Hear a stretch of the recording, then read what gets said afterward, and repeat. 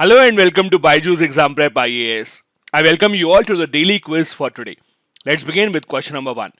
Consider the following statements with regards to Commission for Agricultural Cost and Prices. Number 1. The CACP is an attached office of the Ministry of Agriculture and Farmers Welfare, Government of India.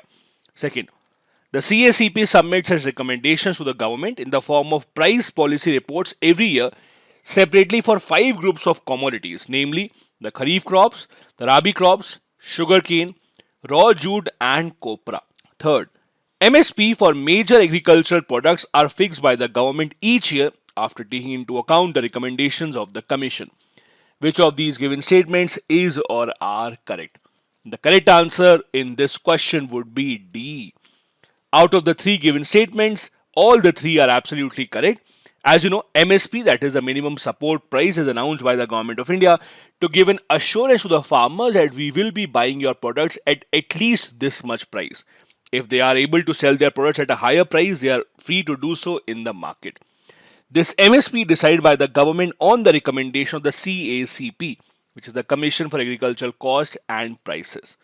As you can see, this question is based on the article in the Indian Express today, which says that the government's Committee on the MSP, Natural Farming and Crop Diversification recently held its meeting. This also talks about the MSP and the role played by Commission for Agricultural Costs and Prices, how they are trying to make much more scientific calculations to come up with an appropriate MSP to be decided by the Government of India. Next, question number 2. Consider the following statements with respect to the zonal councils in India. Number 1. The zonal councils are statutory bodies set up under the States Reorganization Act of 1956. Second, all the zonal councils are headed by the Prime Minister. Third, the Central Zonal Council comprises the states of Chhattisgarh, Uttarakhand, Uttar Pradesh and Madhya Pradesh. Which of these given statements is or are correct? The correct answer here, as you know, would be 1 and 3. This is one of those topics that you read in Indian polity. First and the third statements are correct. The second statement is wrong because the zonal councils are actually headed by the Home Minister of the Union Government. As you know, there are 5 zonal councils that we have. There is a North Zone, South, East, West and the Central. Apart from that, we also have the North-East Council that came into being much later on in 1971. All these zonal councils are headed by the Home Minister, and all these zonal councils have vice chairmen as the chief ministers of these states one by one in an alphabetical order that keeps on changing with every single year. The reason why we are asking this question is because just now Central Zonal Council meet was actually held. As you can see in this article, it tells what were the different demands that were made by the respective states: Chhattisgarh, Uttarakhand, Uttar Pradesh and Madhya Pradesh. These bodies are statutory in nature. They are specifically formed so that there can be collaboration amongst the states if they want to discuss certain issues which are common to them. Next, question number 3. Consider the following statements with regards to Gorkha soldiers of Nepal. Number 1. The Royal Gorkha Rifles is a rifle regiment of the British Army for which the soldiers are recruited from Nepal. Second, traditionally, the Chief of Army Staff of Nepali Army visits India at the earliest after the assumption of the post, during which he is conferred with the rank of Honorary General of the Indian Army by the President of India. Third, the Gorkha soldiers of Nepal serving in the Indian Army aren't eligible for gallantry medals such as the Paramveer Chakra since they aren't Indian citizens. Which of these given statements is or are correct? Now, you might be surprised to know that the Gorkha soldiers are not just recruited by the Indian Army.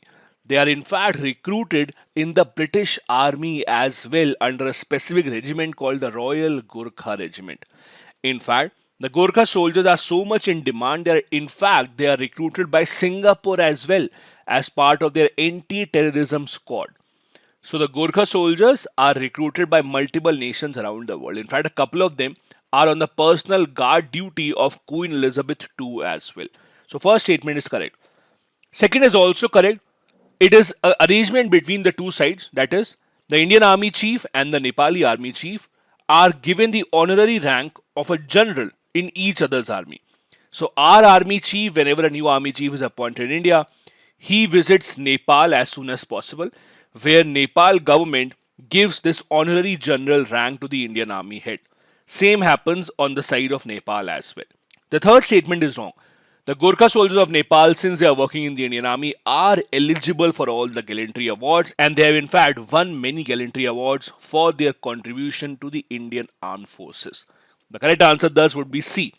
1 and 2 are correct, the third statement is wrong. The reason why we are asking this question is because there is still slight confusion between India and Nepal about the hiring of the Gorkha soldiers after the Agniveer scheme came into being. Now, a few weeks back, there was an article that the Nepal government has given a go-ahead for the Agniveer recruitment procedure, but now the clarity has actually gone away because the Nepal government has not really responded to the Indian government's request to actually tell how would they go ahead with the recruitment under the Agniveer scheme. Next, question number 4. Consider the following statements with regards to Bharat Stage VI emission norms. Number 1. In BS6 fuel, the volume of PN 2.5 ranges from 20 to 40 micrograms per cubic meter, whereas in BS4 fuel, it was up to 120 micrograms per cubic meter. Second, the cost of producing the BS6 grade fuels is higher as compared to BS4 fuels. Third, the retrofitment of CNG LPG kits is not allowed in BS6 compliant petrol and diesel vehicles. Which of these given statements is or are correct? The correct answer here is A, 1 and 2. As you know, BS6 fuel is obviously much more cleaner as compared to BS4, and thus it is costlier in terms of production as compared to BS4 fuels. Now the third statement is wrong. Retrofitment of LPG CNG kit means when you are actually driving a car, you also have an option to drive it by CNG. For that, you require a special CNG kit to be placed in your car. Now there are some cars which actually have the CNG kit from the company itself.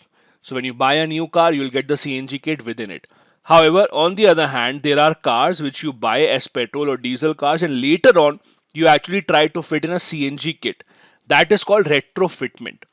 That is, you try to actually include a CNG LPG kit in your car after buying it. That is called retrofitment. The third statement is wrong because now the government of India has actually allowed CNG LPG kit retrofitment on BS6 vehicles as well. Till now, it was allowed for BS4 vehicles, not BS6, but now even for BS6 it is allowed. So this is a good step forward. Next, we have a previous year question from 2015. With reference to NFC, that is Near Field Communication Technology, which of the following statements is or are correct? Number 1, it is a contactless communication technology that uses electromagnetic radio fields. Second, NFC is designed for use by devices which can be at a distance of even a meter from each other. Third, NFC can use encryption when sending sensitive information. Which of these given statements is or are correct? Now, the first and the third statements are correct with respect to NFC. The second is wrong because the range of NFC is very, very small. It is almost as small as 10 centimeter. So, the range within which the NFC signals will work is much smaller.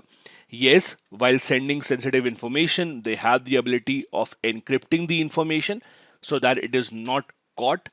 First is also correct, it is contactless communication technology which uses electromagnetic radio fields. As you know, this works on the base frequency of 13.56 MHz to exchange data between two devices with a simple touch gesture. It is in use by many devices these days, even in India as well. Next, we have a fact of the day, and today we'll be discussing about how can India go ahead in its aim to privatize the national banks. This article actually tells you what are the different approaches can the government of India take in order to privatize the banks. As you know, India recently completed 53 years of bank nationalization, a decision that was taken by the Indira Gandhi government in 1969. Now we are taking a U-turn and now we are again trying to privatize as many public sector banks as possible. The reason being that the public sector banks have a very high level of NPA, non-performing assets. Their profitability has gone out as compared to which the private sector banks are working much better. The public sector banks are a financial burden on the government because the government has to bail them out multiple times. And that is why by 2021, the government had announced that they will start privatizing banks, starting with two public sector banks. Now, there are different approaches given of how can the government go about it. For example, recently there was a paper published in the National Council of Applied Economics Research that says that all public sector banks should be privatized and the government should move as rapidly as possible. The faster the government can actually move away, the faster is the chance of NPA actually coming down. On the other hand, other experts have suggested that the government should be much more gradual because the public sector banks are the ones that have actually led to improvement in the banking infrastructure in the country. The reason why a lot of villages in India right now have banks is because the government is the one that has forced the public sector banks to expand even in those areas where the profitability might be low. Also, the public sector banks are the ones that are used by the government of India for running a lot of government schemes, for providing subsidy, direct benefit transfers, so on and so forth. So, on one way, there is a view that the government of India should not run in the banks. On the other way, the view is that even if the government does back out of the public sector banks, at least some of these banks, such as SBI, Bank of Baroda, PNB, the big ones, should still remain under the government's control. This is it for today's daily quiz video. Thank you so much for watching. Have a good day ahead.